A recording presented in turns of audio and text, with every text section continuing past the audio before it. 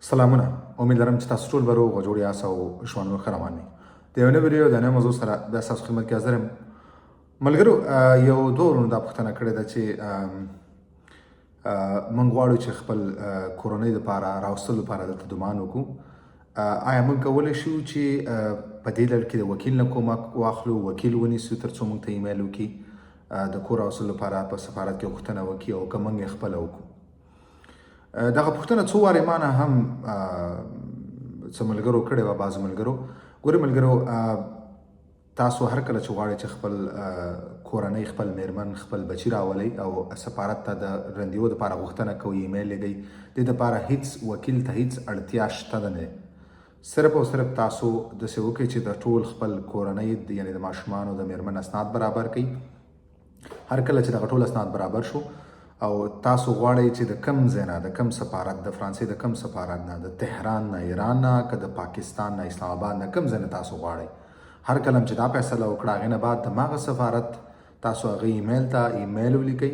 هر هغه ستاسو که څوک ملګري یا تاسو خپله کولی شئ، یا سوسیال له طریق نه کولی شئ، یا ستاسو کوم په کورس کې کوم استاد هر څوک چې داسې او تاسو سره دغه، یا تاسو خپله کولی شئ، یو ایمیل به ولیکئ. هغه ایمیل کې به غوښتنه وکړئ د رندیو دپاره، خپل فامیل دپاره، او څومره چې کوم اسناد تاسو د کورنۍ دي هغه ټول به په هغه ایمیل کې تاسو ورسره اتاشې کړئ، اټیچ به یې کړئ او وبه یې لیږئ. دغه ایمیل کولو دپاره بالکل د وکیل ضرورت نشته. زه داسې خبر شوم چې بعضې ملګرو دلته وکیلانو ته پیسې ورکړي دي دپاره تر څو دوی ورته ایمیل وکړي او رندیو ورته واخلي. هیڅ ضرورت نشته. دغه ایمیل تاسو هم کولی شئ. بل په کورنۍ راوستلو کې د دې نه علاوه د وکیل کوم رول شته نه دی. نو صرف ایمیل کولو دپاره، رندیو دپاره، هغه تاسو ولې یو چا ته روپۍ ورکوئ، یا ولې دومره په زحمت شئ، یا ولې وکیل ونیسئ؟ نو دا ډېر اسانه کار دی. تاسو خپله هم کولی شئ.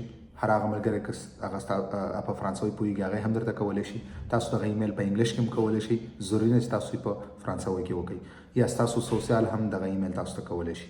نو دې ته د وکیل د نیولو هیڅ اړتیا نشته. هیڅ ضرورت دلته د وکیل د نیولو لیدل کېږي نه. نو ډېر داسې ملګري شته چې دوی پیسې ورکړي تر څو دوی وکیل ونیسي او دغه ایمیل ورته وکړي. د دغه ایمیل کولو نه ورهاخوا نور وکیل هیڅ رول نشته دی. هیڅ هم تاسو ته دې نه علاوه نشي کولی. هو، تاسو ته اسناد ترتیب کې کولی شي او هغه تاسو خپله هم کولی شئ. بل ایمیل تاسو خپله کولی شئ، د ملګري باندې کولی شئ، سوسیال باندې کولی شئ. که کوم بل څوک داسې پېژنئ هغه یې درته وکړي. استاد نه، تاسو خپل استاد، که تاسو چېرته کورس مورس ته ځئ خپل استاد ته ووایئ به یې درته وکړي. نو هغه ډېر اسانه دی. تاسو که فرانسوي نه درځي تاسو په انګلیش کې هم دغه ایمیل کولی شئ.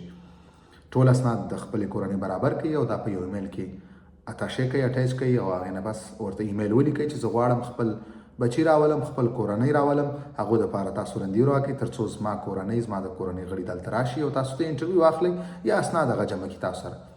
بس همدومره. نو دې دپاره د وکیل نیولو هیڅ اړتیا نه لیدل کېږي، هیڅ ضرورت نشته. تاسو خپلې پیسې ورکوئ او مه ځان په تکلیفوئ.